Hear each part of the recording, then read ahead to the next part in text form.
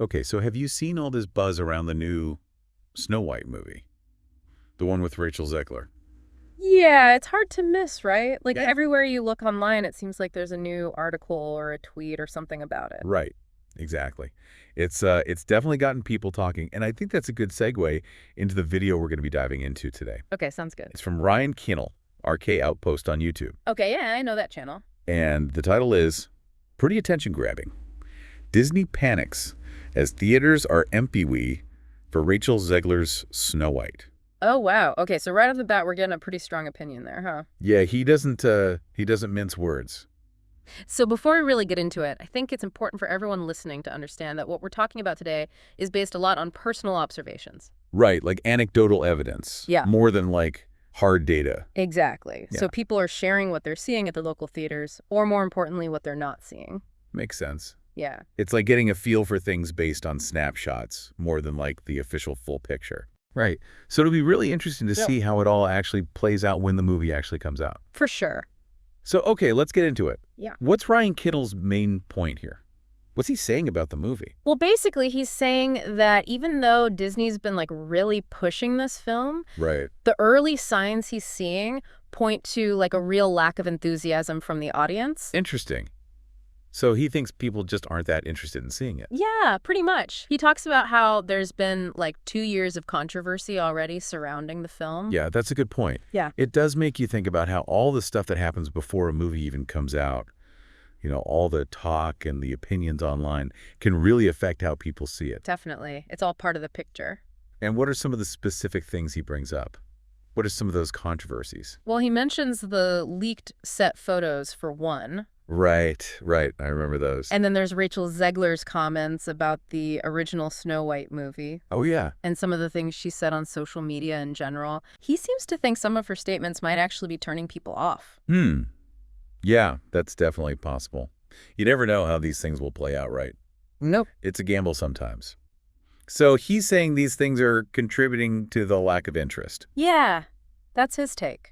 It Yeah. makes you wonder how much these outside factors actually matter when people are deciding whether or not to buy a ticket. That's a big question, isn't it? I mean, does all this online stuff really translate to empty seats in the theater? Right.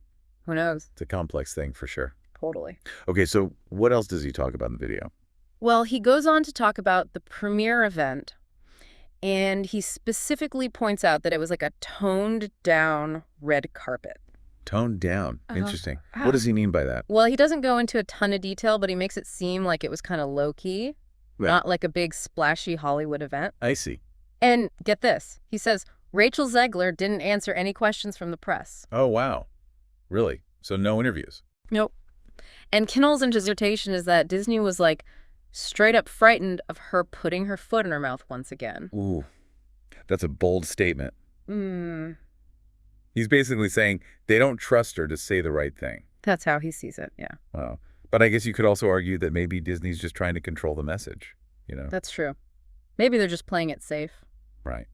Especially with all the controversy already surrounding the film. Yeah, it could be a strategic move on their part, just trying to manage things carefully. Okay, so aside from all his controversy, does he say anything about the actual movie itself? Like, are there any early reviews or reactions? Yeah, he mentions that there have been some positive early reactions from the trades, like the industry publication. Right, The Hollywood Reporter and all that. Exactly. But he's quick to point out that the review embargo hasn't been lifted yet. So these are just initial impressions. Exactly. Not full-blown reviews. Got it. So it's still kind of up in the air how the critics will receive it once they're allowed to share their full thoughts. Exactly. We'll have to wait and see. Okay, so let's talk about those empty theaters. This seems to be a big part of his argument, right? Absolutely. This is where his video really focuses. So what are some of the examples he gives? Where are these empty theaters he's talking about? Well, he starts with an example from Tyson's Corner 16 in Virginia. Okay. And he says that for a Saturday, 5:30 p.m. IMAX Prime showing nothing sold. Whoa. So like completely empty That's what he's saying, yeah. for a Saturday night. For a primetime family showing no less. Wow, that's pretty significant. Yeah, if that's true, it's definitely a red flag, especially for a Disney movie that's supposed to be a big family draw. Right. And does he have any other examples? Oh, yeah. He goes on to talk about theaters in Utah. mentions one of the biggest theaters in the state on opening night Thursday. Okay. And the report he cites says it was on track to be one of the worst movie bombs in history. Oh, wow. And the video actually shows seating charts that are mostly empty. Yikes. Yeah. Okay, so that's Virginia and Utah? Anywhere else? Yeah, he also mentions similar reports from downtown Salt Lake City that same Thursday night. Huh. So multiple locations reporting the same thing. Pretty much. Now, again, this is all anecdotal. Right.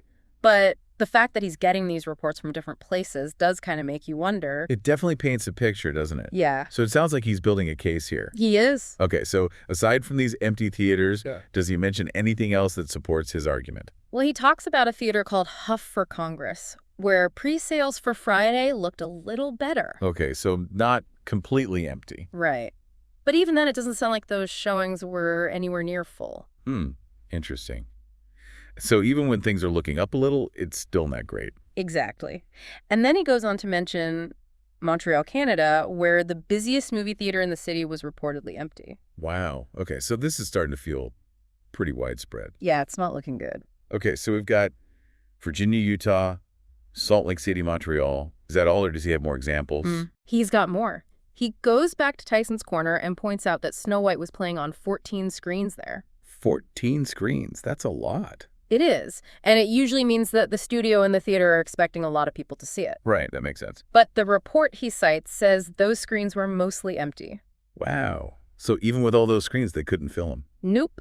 And to further emphasize his point, he even brings up a Mexican Iron Man movie playing at Northridge Cinema that was wide open for a 2 p.m. showing. Interesting. So he's saying even during a less popular time slot, Snow White is still struggling to attract an audience. Yeah, that's the comparison he's making. Wow. Okay, and does he have any other examples? He has one more, and it's a pretty striking one. Yeah. He talks about AMC's Sunset Place, where only 7 tickets were sold for a large theater on a Saturday afternoon. 7 tickets. You're kidding. Nope, that's what the report says. Wow. Okay, so it sounds like he's really painting a picture of a movie that's bombing. Yeah, based on these anecdotal reports, it's not looking good. So given all this evidence, what is overall take on the box office? Well, he mentions that the current industry projection for opening weekend is around $55 million. Okay. But based on what he's seen, he thinks it might actually be a bit higher, maybe in the $60 to $70 million range. Interesting. So he's not totally writing it off. Not completely. Yeah. But then he brings up The Little Mermaid. And how does that factor in? Well, he points out that even if Snow White opens a bit stronger than projected, it could still significantly underperform compared to The Little Mermaid. Oh, I see. And he considers The Little Mermaid to be a financial disaster for Disney. Even though it made a lot of money. Yeah, even though it made a decent amount of money, he still sees it as a failure. Huh. That's interesting. So he's setting a pretty high bar. He is, and he seems to think that Snow White might not reach it. Interesting. Okay, so it sounds like he's pretty pessimistic about the whole thing. Yeah, he ends the video by calling it Disney's bastardized Snow White remake. Wow. He really doesn't hold back, does he? Nope. And he says, based on these reports of empty theaters, it is not looking good. Well, that's a pretty clear message. It is. So to sum up, it sounds like this video is painting a pretty bleak picture of the new Snow White movie. Yeah, that's a fair assessment. He's highlighting these anecdotal reports of low pre-sales and empty theaters. Right. And he's using those to argue that there's just not that much interest in the movie. Exactly. And he's also drawing comparisons to other Disney movies, particularly The Little Mermaid, to kind of put things in perspective. Right.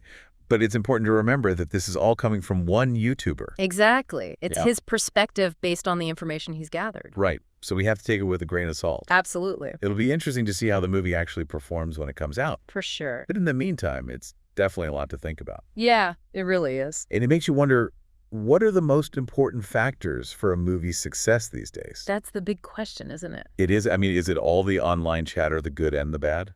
Maybe. Or is it about the star power of the actors? Or could it be the story itself? You know, the appeal of a classic tale like Snow White? It could be all of those things or none of them. Right. It's a complicated puzzle for sure. Definitely. But I think that's a good place to leave it for today. Sounds good to me. So for all of you listening, we'd love to hear your thoughts on this. Yeah. What do you think are the biggest factors that determine a movie's success these days? Let us know in the comments, and we'll see you next time for another deep dive. See ya.